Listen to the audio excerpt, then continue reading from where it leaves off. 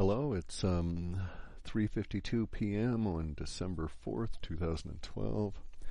This is a new Wujo. I'm going to talk about chakras today. There are these, the chakra means wheel in Sanskrit.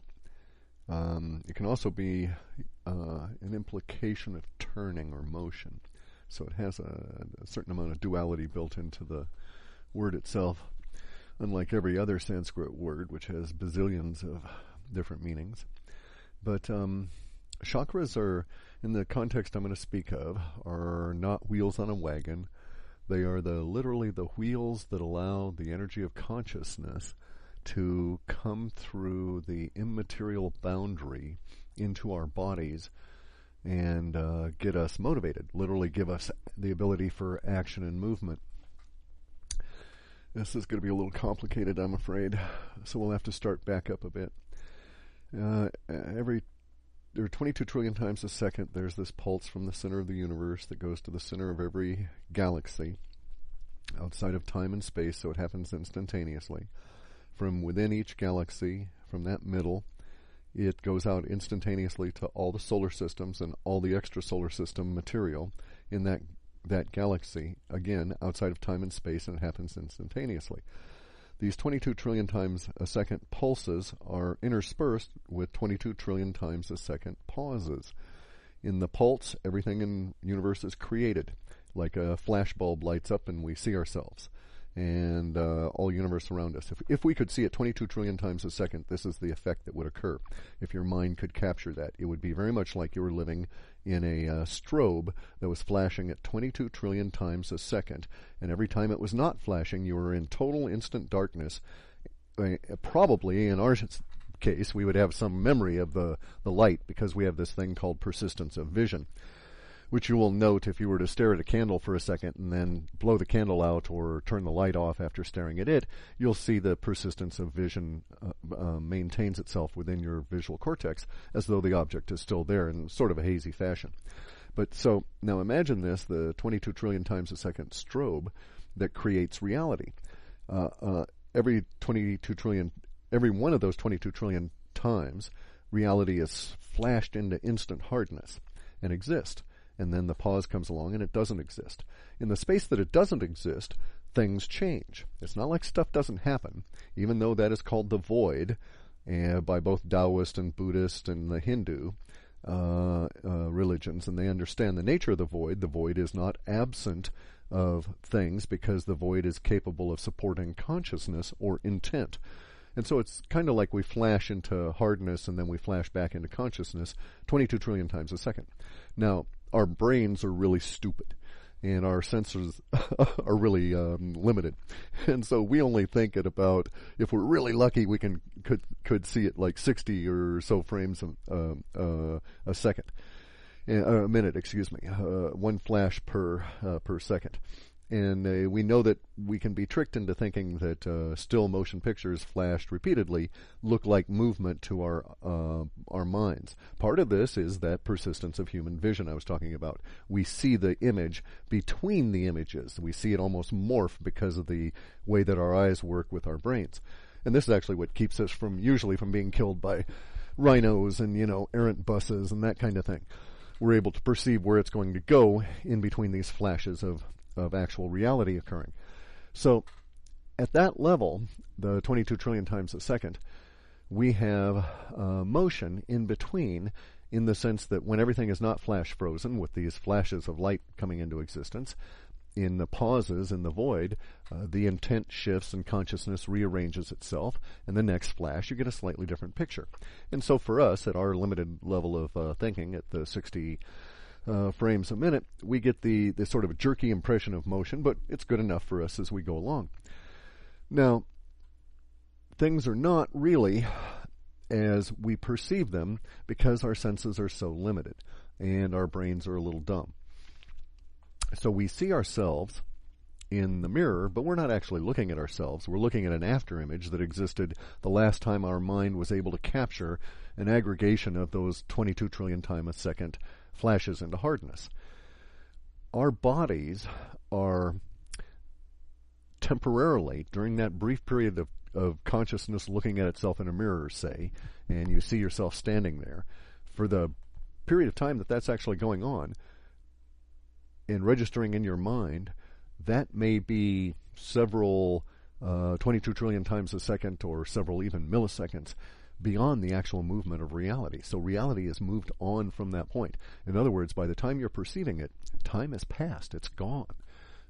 There's that brief boundary line of the now, and then everything else is past, and your perception allows you to have the illusion of the perception of the future. As part of all of this weirdness as to how reality actually works, your body is not what you think it is. It's not solid atoms. There's no really solidity around you. This illusion of your body is fabricated for you by the intrusion of energy from the void, if you will, from that part of reality that is consciousness and not materium. And it intrudes into the materium and makes the materium work through basically these vortex points. And usually we find the vortex points all over the planet. This is where the people previous to us planted the big giant tetrahedrons and other shaped pyramids, or built Angkor Wats or Machu Picchus, or this kind of thing. So there are these natural occurring vortexes all over the planet. And we see them in our magnetic fields all around. We see them in every possible thing we can with our augmented senses of technology. In fact, the quanta physics basically is their whole thing is investigating a spin at a non-mainstream media meaning of the word. And their investigation will ultimately lead them to believe that there might be hundreds of trillions of particles, because it's sort of like the mind chasing itself. They will never cease finding new particles if they keep looking for them, because they keep creating them as they look for them. They don't really exist the way that these people think. So CERN is really a huge waste of money if that was its intent, which I kind of doubt. In any event, as an aside, now let's go back to the idea of the whole spin of the chakras. So your body, as it is existent during these hard periods of the reality flashing into existence 22 trillion times a second, has to be energized within the materium in order to make the molecules and everything shift themselves ever so slightly so that you can have this perception of movement. And that's how movement works within the materium. We just very much like the old style of claymation, or the way that they used to do animation. I once did an animation when I was a kid of a couple of cartoon characters cut out of paper, and I'd shift them and take a photo, shift them and take a photo, and so on. And it worked very well. It was a nice little animation technique. And that's fundamentally how all of reality works, only, of course, it's working really damn fast. And so we'll never perceive it.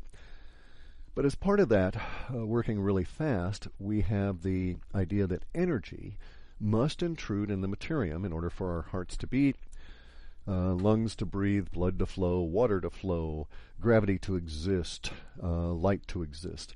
So the universe, when they say go into the light and all of that, that's kind of bogus. Light only exists in the materium. It doesn't exist in the void.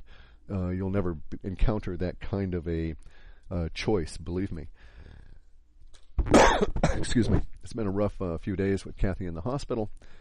And this is late in the afternoon for one of these in any event. But I wanted to get it out while I was still thinking about it. So the energy has to come in from the consciousness part of reality.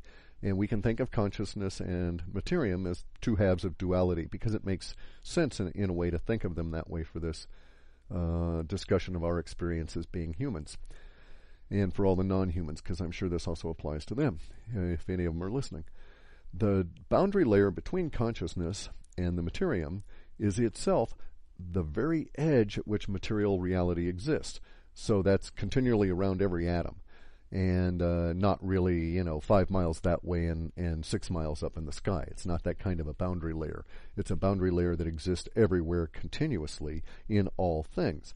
Within those boundary layers, we get the ionic conversion of energy, because that's the first thing that can exist is ions.